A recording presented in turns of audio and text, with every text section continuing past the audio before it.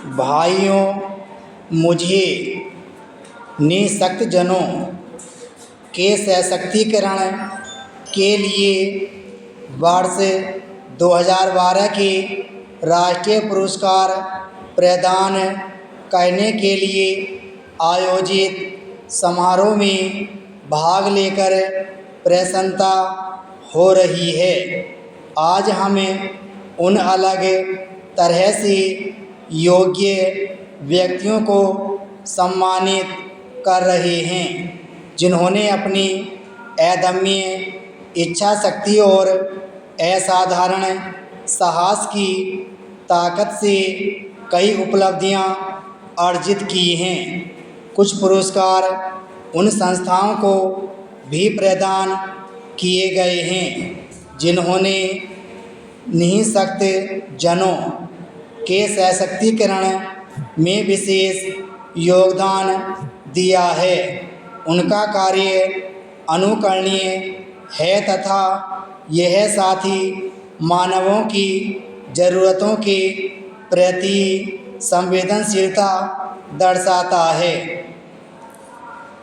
यह अवसर निःशक्तजनों की गरिमा और उनके अधिकारों को मान्यता देने और उनके सशक्तिकरण के लिए खुद को पुनः समर्पित करने का अवसर है। निःशक्तजन प्रायः समाज के सभी पहलुओं में भाग लेने में बाधाओं का सामना करते हैं। ये बाधाएं भौतिक परिवेश या सूचना प्राप्ति से संबंधित अथवा कानून या नीति से या फिर सामाजिक नज़रिए अथवा भेदभाव से संबंधित किसी भी तरह की हो सकती है। परिणाम यह होता है कि निःशक्तजनों को शिक्षा, रोजगार, स्वास्थ्य सेवा, परिवहन, राजनीतिक सहभागिता अथवा कभी कभी न्याय की प्राप्ति जैसी सामाजिक सेवाओं की समान प्राप्ति नहीं हो पाती। अनुभव यह दिखाते हैं कि जब उनकी समावेशिता के रास्ते से इन बाधाओं को हटा दिया जाता है तो निःशक्तजन सामाजिक जीवन में पूरी तरह भागीदारी करते हैं और इससे पूरा समुदाय लाभान्वित होता है। अतः निःशक्तजनों के सामने खड़ी बाधाएं कुल मिलाकर समाज के लिए हानिकारक हैं तथा सभी को प्रगति और विकास प्राप्त करने के लिए समुचित अवसर देना जरूरी है। हमें उन भौतिक रुकावटों को दूर करने की ज़रूरत है जिनके कारण निःशक्तजन विभिन्न सुविधाओं और सेवाओं को हासिल नहीं कर पाते। निःशक्तजनों को आत्मनिर्भर होकर जीवन जीने के लिए सक्षम बनाने वाले विभिन्न सहायक उपकरणों की ज़रूरत होती है। सुनने के यंत्र, कृत्रिम अंग, व्हील चेयर और ब्रेल लिपि लेखन उपकरण जैसे साधारण सहायक यंत्रों से उनकी सक्रियता और संप्रेषण में मदद मिलती है और काम करने की क्षमता काफ़ी बढ़ जाती है।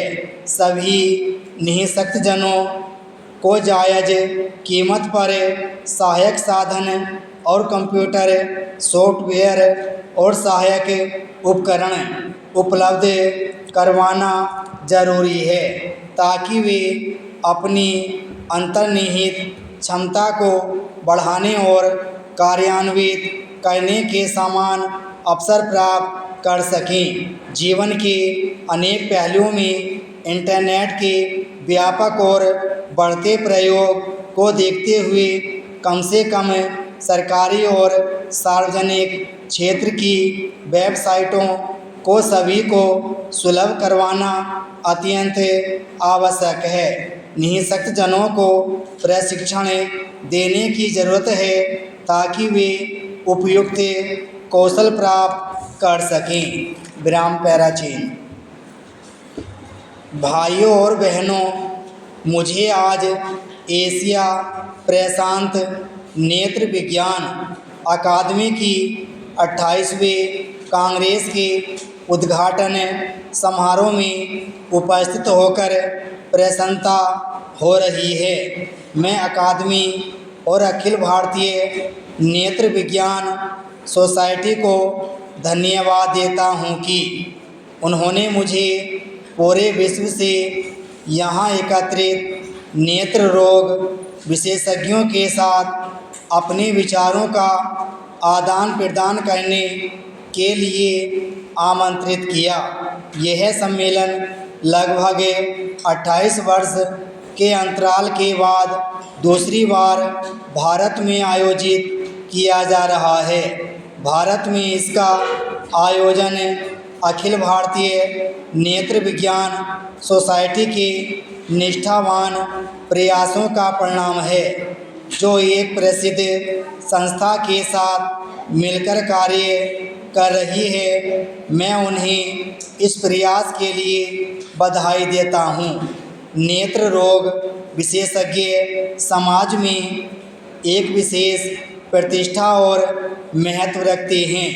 आप मानवोचित कार्य और श्रेष्ठ जीवन जीने के लिए जरूरी हमारे महत्वपूर्ण मानव अंग नेत्रों ने चिकित्सक के रूप में ऐसा करते हैं। प्राचीन भारतीय ग्रंथ वेदों के अनुसार नेत्र हमारे शरीर की इंद्रियों में सबसे महत्वपूर्ण हैं। इस महत्व को जानते हुए, जैसा कि आप में से अधिकतर को ज्ञात है, भारत इस विज्ञान के एक सबसे पहले योगदानकर्ता में से रहा है।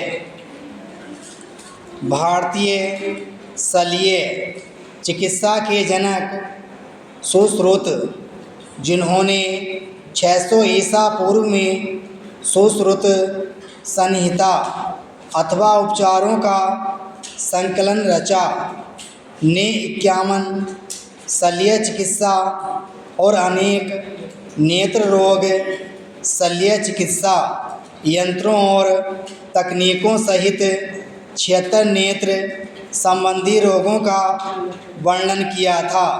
लेखबद्ध मानव इतिहास के आरंभ से ही नेत्र देखभाल पर बहुत ध्यान दिया गया है, क्योंकि अंधता का व्यक्ति और उसके परिवार, उसकी आर्थिक हालत, समाज और राष्ट्र की समृद्धि पर बुरा प्रभाव पड़ता है। इसका विशेषकर कम विकसित देशों में निर्धनता के साथ बहुत घनिष्ठ संबंध है।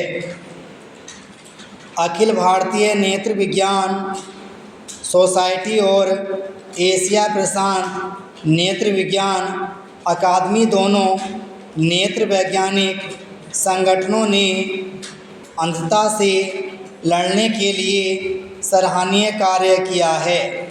अलग अलग और सामूहिक रूप से उन्होंने भारत में बेहतर कार्य और भारत में नेत्र विज्ञान अनुसंधान तथा जनशक्ति विकास को बढ़ावा दिया है।